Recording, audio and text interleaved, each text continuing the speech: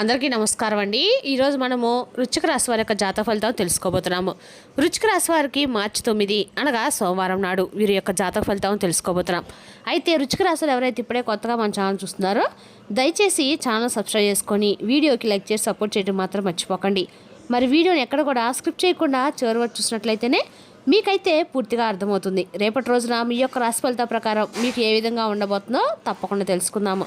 మరి అంతకన్నా ముందుగా ప్రతి ఒక్కరికి కూడా ఏదో సమస్య ఉంటుందండి. సమస్యలు ఏమనంటే ఉండరు కదా, అంటే ప్రేమ, పెళ్ళి, ఉద్యోగం, వ్యాపారం, ప్రేమించి మోసపోవడము, నాగదోషము, సంతానం లేకపోవడము, భార్యాభర్తల మధ్య గొడవలు, ధనం లేకలు లేకపోవడము, రాజకీయము, కోర్టు సమస్యలు, మీ మీద చెడు ప్రయోగాలు చేయటము, ఇలా ప్రతి ఒక్కరు కూడా ఏదో ఒక సమస్య ఉంటూనే ఉంటుంది.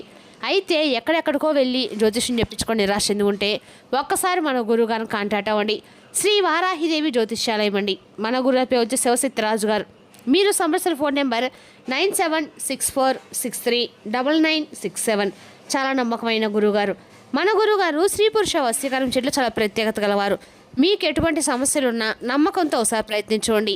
ఈ గురువుగారి ద్వారా చాలామంది లబ్ధి పొందారండి. మేము కూడా మాకున్న సమస్యల్ని ఈ గురువుగారి ద్వారానే పరిష్కరించుకున్నాము.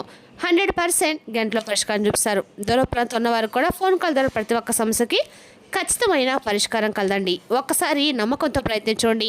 మన గురుగారు స్త్రీ పురుష వశీకరణము తాంత్రిక విద్య ద్వారా చేస్తారు. సమస్య మీది పరిష్కారం మాత్రం ఖచ్చితంగా మన గురుగారి దగ్గర అయితే కలదండి. ఒక్కసారి నమ్మకంతో ప్రయత్నించండి. ఇక వివరాలకు వస్తే కనుక ఈ రాశివారు రేపటి రోజు దిన ఫలితాల ప్రకారము వీరి యొక్క జీవితంలో కేవలము ఒక విషయంలో, అంటే రేపటి రోజు మాత్రం చాలా జాగ్రత్తగా ఉండాలి. ఒకవేళ జాగ్రత్తగా లేకపోతే మీ జీవితంలో మీరు కోలుకునేటువంటి దెబ్బతింటారు. అదేమిటనేది రేపటి రోజు పూర్తిగా మీకు అర్థం కావాలంటే వీడియో చివరి వరకు తప్పకుండా చూడండి. అలాగే ఇప్పుడు చెప్పేటువంటి ప్రతి ఒక్క మాట కూడా నిజం అనిపిస్తే ఖచ్చితంగా కూడా మీరు మీ మాటలు మనస్ఫూర్తిని అనుకోరండి, నిజంగా ఈ మాట నిజమే కదా అని. ఇక రేపటి రోజు మీకు కొంత గ్రహస్థితులు అనేవి వ్యతిరేకంగా కనిపిస్తున్నాయి. అయితే కొంత ప్రమాదకరమైన ఈ స్థితి కనిపిస్తుంది. మీ గోచరంలో చంద్రుడి యొక్క బలం క్షీణించడము, రాహుకేతుల యొక్క ప్రభావం అనేది మీ నిర్ణయాల మీద పడ్డము, మీ ఆలోచన విధానం అనేది మసకబారుతుంది. మంచిది చెడేదని విశ్లేషించుకునేటువంటి శక్తిని రేపటి గ్రహాలు మీ నుండి లాగేసుకుంటాయి. దీనివల్ల ఏమవుతుందంటే మీరు ఎదుటివారిని గుడ్డిగా నమ్ముతారు. ఆ నమ్మకమే మీ పాలిట శాపంగా మారుతుంది. మరలా చెప్తున్నానండి, ఒక్కసారి బాగా గుర్తుంచుకోండి. రేపటి రోజు మీకు ఏ క్షణమైనా కానీ మీ జీవితం ఊహించినటువంటి సంఘటన అనేది జరగవచ్చు. కాబట్టి ఇప్పుడు నేను చెప్పేటువంటి కొన్ని తప్పులనైతే మీరు రేపటి రోజున అస్సలు చేయకండి. మొదటి తప్పు ఆర్థిక లావాదేవీలండి. అంటే అప్పు ఇవ్వటం, అప్పు చేయటము. రేపటి రోజున తప్పకుండా దయచేసి ఎవరికి ₹1 కూడా అప్పుగా మాత్రం ఇవ్వకండి. మీ సొంత అన్నదమ్ములు వచ్చి మిమ్మల్ని అడిగినా కానీ, ప్రాణ స్నేహితులు అడిగినా, ఏడుస్తూ వచ్చిన అడిగినా కానీ మీరు మా దగ్గర లేని చెప్పి సున్నితంగా చెప్పండి. మీరు కనుక రేపటి రోజున మీ చేతుల మీదుగా వేరే వారికి డబ్బు ఇస్తే ఆ డబ్బు మరలా మీ చేతికి రాదనమాట. పైగా మీ మధ్య ఉన్నటువంటి బంధం పూర్తిగా నాశనం అవుతుంది. దరిద్ర దేవత మీ ఇంట్లో ప్రవేశించడానికి రేపటి రోజు తప్పకుండా మోటదారి. అంతేకాకుండా రేపటి రోజు మీరు ఎవరి దగ్గర కూడా అప్పు తీసుకోకండి. ఇక రేపటి రోజు తీసుకున్న అప్పు భవిష్యత్తు తీర్చేటువంటి పెద్ద భారం మీకు కావచ్చు. అంతేకాకుండా మరొక తప్పు కుటుంబ సభ్యులతో వాదనలకు దిగటము. గ్రహాలు అనుకూలంగా లేనప్పుడు మన ఇంట్లో మనకు శత్రువులు తయారవుతారండి. కాబట్టి మీ జీవిత భాగస్వామితో కానీ, లేదంటే మీ యొక్క పిల్లలతో కానీ రేపటి రోజున ఎట్టి పరిస్థితులు కూడా చిన్న చిన్న విషయాలకే పెద్ద గొడవలు జరిగేటువంటి అవకాశం కనిపిస్తుంది. కాబట్టి మీ నోటి నుండి వచ్చేటువంటి ఒక మాట మీ యొక్క కాపురాన్ని కొంచెం తీవ్రంగా ఉండవచ్చు. వాక్స్థానంలో పాపగ్రహాలు దృష్టి ఉండటం వలన మీరనే మాట ఎటువారి గుండెల్లో కొంచెం బాగా గుచ్చుకుంటుంది. కాబట్టి రేపటి రోజున మీకు మౌనమే మహా ఆయుధం అని చెప్పేసి మీరు గుర్తుపెట్టుకోండి. ఎవరు ఏమన్నా కానీ ఒక్క నవ్వు నవ్వి ఊరుకోండి. కోపానికి మీకు కనుక కోపానికి గురైతే మీ చేతులారా మీ జీవితం నాశనం చేసుకునేవారు అవుతారు. అంతేకాకుండా మరొక తప్పు చాలా ముఖ్యమైనదండి. ఈ తప్పు మీ కెరీర్ని నాశనం చేస్తుంది. దానికంటే ముందు ఏంటంటే ఒక పెద్ద రహస్యం మీ గురించి పెద్దగా రేపటి మీకు చెప్పబోతున్నానండి. వీడియోను స్క్రిప్ట్ చేయకుండా చూస్తేనే మీకైతే అర్థమవుతుంది. అయితే మీరు తెలుసుకోండి ఒక చిన్న రహస్యం ఉందండి. వృత్తి వ్యాపారాల తొందరపాటు నిర్ణయాలు మీరు ఉద్యోగం చేస్తున్న వారైతే రేపటి రోజున మీ యొక్క పై అధికారులతో లేదా మీ యొక్క తోటి ఉద్యోగులతో కానీ అస్సలు గొడవ పడకండి. మీ మీద లేనిపోని నిందలు వచ్చే అవకాశం కనిపిస్తుంది. అంటే నేను ఎందుకు పడాలి, నేను రిజైన్ చేస్తాననే ఆవేశం మీకు రావచ్చు. ఆ ఆవేశాన్ని కంట్రోల్ చేసుకోండి. ఇక వ్యాపారం చేసేవారు రేపటి రోజున కొత్త ఒప్పందాలు చేసుకోకండి.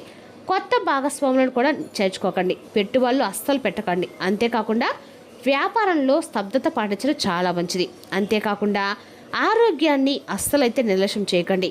రేపటి రోజున సాధారణంగానే మీకు అంటే ప్రతిరోజు కూడా మీకు కొన్ని సంవత్సరాల నుండి ఎముకలు అలాగే ఆ సంబంధించినటువంటి కడుపు సమస్యలు ఇలాంటివి వస్తూ ఉన్నాయి. అయితే మీ ఆరోగ్యం దెబ్బతినే సూచనలు అయితే బలంగా ఉన్నాయండి. బయట దొరికేటువంటి జంక్ ఫుడ్కి దూరంగా ఉండండి. డ్రైవింగ్ చేసేటప్పుడు అతి వేగం అస్సలు పనికిరాదు. చిన్న అనారోగ్య సమస్యలు వచ్చిన వెంటనే డాక్టర్ గారిని సంప్రదించండి. నిర్లక్ష్యం చేస్తే అది మీకు పెద్ద ఆసుపత్రి ఖర్చుగా మారుతుంది. ఇక మొదట్లో చెప్పినటువంటి ఒక విషయం ఏంటంటే, ఎవరికైతే అదృష్టం ఉందో, ఎవరైతే భగవంతుని యొక్క దయను పొందుతారో వారు మాత్రమే ఈరోజు ఈ విషయాన్ని తెలుసుకుంటారండి. అంటే ఇప్పటి వరకు మీరు ఇక్కడ వరకు చూసారంటేనే భగవంతుడు మిమ్మల్ని ఒక రక అనుగ్రహం అనేది మీ మీద ఉందని చెప్పి అర్థం చేసుకోవాలి. ఒక విషయం ఏంటంటే, దయచేసి గుండెల మీద చేయి వేసుకొని వినండి. నమ్మక ద్రోహం అలాగే డాక్యుమెంట్లపై సంతకం చేయడం వల్ల రేపటి రోజున చాలా కీలకమైన రోజు. ముఖ్యంగా చెప్పాలంటే మీ జీవితంలో ఒక వ్యక్తి రాబోతున్నారు, లేదా మీకు ఇప్పటికే తెలిసినటువంటి ఒక వ్యక్తి అనుకోండి, మీ దగ్గరికి ఒక ప్రతివాదంతో వస్తారు. వాళ్ళు మీ ముందు కన్నీళ్ళు పెట్టుకోవచ్చు, లేదంటే మీకు బంగారు కొండలు చూపిస్తామని చెప్పేసి మిమ్మల్ని మవ్వి పెట్టవచ్చు. నన్ను నమ్ము, ఈ సంతకం చెయ్యి, రేపటి గ్యారంటీ అయితే కాగితము సంతకం పెట్టు, నీకేం కాదని చెప్తారు. మీరు మాత్రం అత్యంత ఆత్మీయంగా మిమ్మల్ని నమ్మించబోతారు. అయితే వారు చాలా ఎమోషనల్ అయిపోతారండి. అంటే మీరేంటంటే సహజంగానే ఎవరైనా ప్రేమగా 2 మాటలు మాట్లాడితే కరిగిపోతారు. మీరే వారికి అన్ని విధాలుగా నేను ఉన్నా అని చెప్పి నిలబడతారు. కానీ గుర్తుపెట్టుకోండి, రేపటి రోజు మీరు ఎవరికైనా గ్యారంటీ సంతకం పెట్టినా, డాక్యుమెంట్ల మీద చదవకుండా సంతకం చేసినా అది మీ మెడకు ఉరితాడులాగా అవుతుందన్నమాట. వాళ్ళు రేపు చేతులు ఎత్తేయవచ్చు. ఆ అప్పులు వాళ్ళు మీ కేసులు కోర్టు చుట్టూ కూడా మీరు తిరగాల్సిన పరిస్థితి అయితే వస్తుంది. మీరు పరువు కోసం ప్రాణాలు ఇచ్చేవారు కాబట్టి ఆ అవమానాన్ని మీరు అస్సలు తట్టుకోలేరు.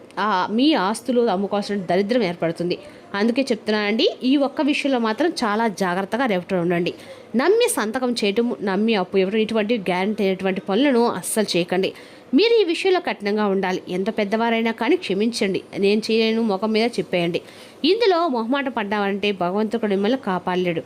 మరి ఇన్ని రోజులు ఇన్ని గండాలు ఈ ఒక్క రోజు ఉంటే మరి మేము బయటపడేది ఎలా అని చెప్పి మీ మనసు కనిపించవచ్చు.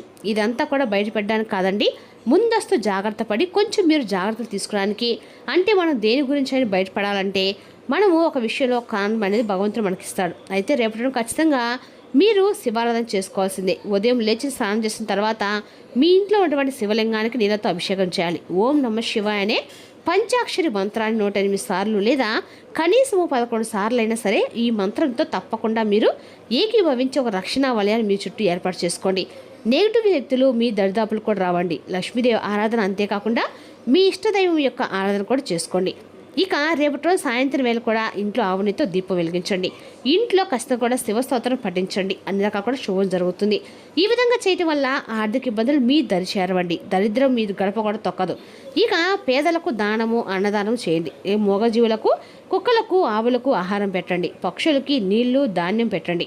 ఇది మీ కర్మ ఫలితాన్ని చాలా వరకు కూడా తగ్గిస్తుందండి. ఈ ఎండాకాలం ఖచ్చితంగా కూడా మన బిల్డింగ్స్ పైన కాస్త కూడా ఏమైనా అక్కడక్కడ పాట్లో కొంచెం కుండలతో కానీ ఏమైనా ప్లాస్టిక్ టబ్లో కానీ వాటర్ పెట్టి ఉంచండి. ఎందుకంటే మూగజీవులు తిరుగుతూ ఉంటాయండి. జీవులు అంటే పక్షులు ఉంటాయి కదా, పక్షులు, కాకులు లాంటివన్నీ కొంచెం వాటర్ సేవిస్తాయి. తద్వారా మాకుండా ఏమైనా కర్మ ఫలితాలు అంటే తొలగిపోతాయండి. ఖచ్చితంగా కూడా ప్రతి ఒక్కరు కూడా ఈ ఎండాకాలంలోనే కాదండి, ప్రతిరోజు కూడా పక్షులకి ఏమన్నా అంటే ధాన్యం కానీ ఏమైనా వాటర్ పెట్టినట్లయితే మంచిది. మనకైతే అనుకూలంగా అంతా కూడా ఆరోగ్యపరంగా కానీ ఆర్థిక పరంగా కూడా కలిసిపడతనంగా ఉంటుందండి. మీరు ఖచ్చితంగా చేస్తుంది. ఇంకా అత్యంత జాగ్రత్తగా ఉంటే సరిపోతుంది. అంటే పదే ఎందుకు చెప్పాల్సి వస్తుందంటే అండి, రేపటిలోన మీ యొక్క గ్రహరాశులు ఏవైతే ఉన్నాయో అవి పెద్దగా అనుకూలంగా లేవు. మౌనంగా ఉండండి, ఎవరికి అప్పు ఇవ్వకండి, సంతకాలు పెట్టకండి. ఈ విషయంలో జాగ్రత్తగా ఉంటే రేపటి అంతా కూడా ప్రశాంతంగా ఉంటుంది. ప్రశాంతంగా ఇంట్లో భగవంతుని నామస్మరణ చేసుకుంటూ గడపండి. రేపటి రోజున మీకంతా కూడా అనుకూలంగా అయితే ఖచ్చితంగా ఉంటుందండి. అదేవిధంగా రేపటి రోజున మీకు అన్ని రకాల కూడా అనుకూలంగా ఉంటుందని చెప్పుకోవాలి. రేపటి రోజున మీకు ఈ రాశి వారికి అనుకూలమైన రోజు అని చెప్పుకోవాలి. అదేవిధంగా ఇక ఇటువంటి విషయాల్లో మీరు అప్రమత్తంగా ఖచ్చితంగా ఉండకపోతే చాలా వరకు కూడా మిమ్మల్ని నమ్మించి మోసించినటువంటి వ్యక్తులు మీ చుట్టూ ఉంటారన్నమాట. కాబట్టి తప్పకుండా రేపటి రోజున అందరూ కూడా మీకు అనుకూలమైన రోజు అని చెప్పుకోవాలి. బంధువుల్లో ఉన్న వారందరూ కూడా మీకు అనుమానించాల్సిన కదండి అర్థము. ఈ విషయంలో మనకు రేపటి రోజు ఖచ్చితంగా కూడా అన్ని రకాలకు కూడా అనుకూలంగా ఉందని చెప్పుకోవాలి. అదేవిధంగా రేపటి రోజున మీకు ఇక ఈ విషయాలు అందరి పట్ల కూడా మీరు ఆప్యాయంగా ఉంటారు. కాబట్టి మీ గురించి మీరు కూడా ఆలోచించుకునేటువంటి జాగ్రత్త తీసుకునేటువంటి హక్కు కేవలము మీకే ఉంది. కాబట్టి మీరు మీ గురించి ఆలోచించుకోండి. ఇక మరొక విషయం ఏంటంటే కనుక ముఖ్యమైనటువంటి విషయం ఏంటంటే రేపటి రోజున అత్యంత జాగ్రత్త పడాల్సినటువంటి విషయాల గురించి తెలిసినాకండి రేపటి రోజు మీకు వచ్చేటువంటి ఆ శుభవార్తల విషయం గురించి కూడా తెలుసుకుందాము. రేపటి రోజు ఖచ్చితంగా కూడా శివనామస్మరణ అందుకని మీకు మేలు చేస్తుందండి. మరి తెలుసుకుంటే రాశి వరకు జాతక ఫలితాలను తిరిగి రేపటి మళ్ళీ కలుసుకుందాం. Thank you for watching.